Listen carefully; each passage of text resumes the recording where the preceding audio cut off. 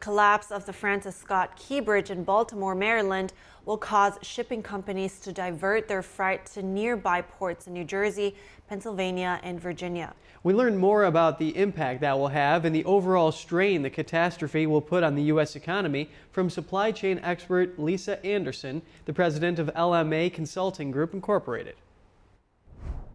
Well, there'll be delays and congestion for a few weeks.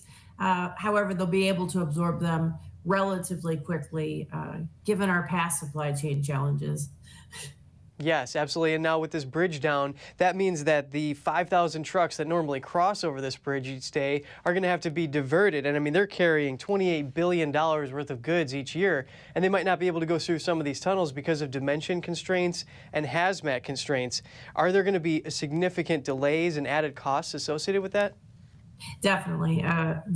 The region is going to be greatly impacted between losing access to the port, the transportation delays. They'll have to be rerouted, longer distances. If they come from other ports, they'll have to be transported in. So that it'll definitely add significant delays and costs for the region. Yeah, and this is such an important port considering that there's $80 million, according to the state of Maryland, of goods that pass through that. And now this is going to cause probably the West Coast to have to take on an extra load and have these shippers divert to there, and then maybe they have to use train or truck to get those goods out to the East Coast then? Exactly.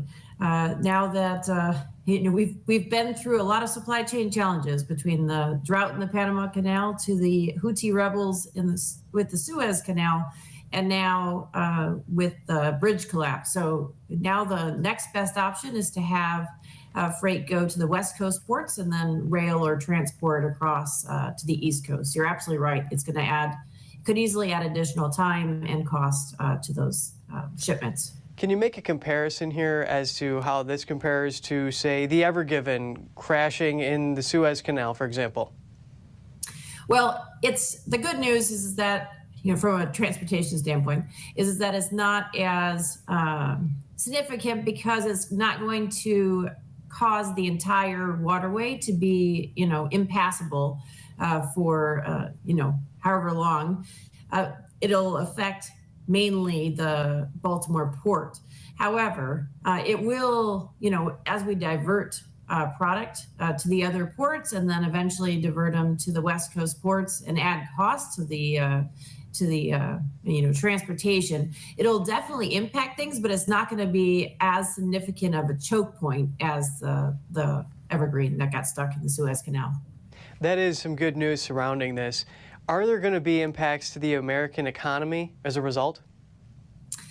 Well, I mean, this alone is not going to, increase inflation by 20% in the U.S. economy or something, but it is going to have impacts to the regional economy, and it will have a slight impact on the U.S. economy because, the more disruptions, delays, congestion, reroutes, and added cost will add up, and it will impact overall inflation.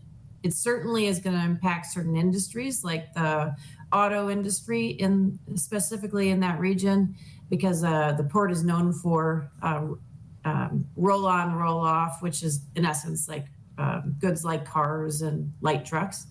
And it'll impact like coal because it's impacted for that, or the port is also known for that type of a commodity. So it'll impact certain commodities and industries, which will have, slight impacts in the U.S. economy.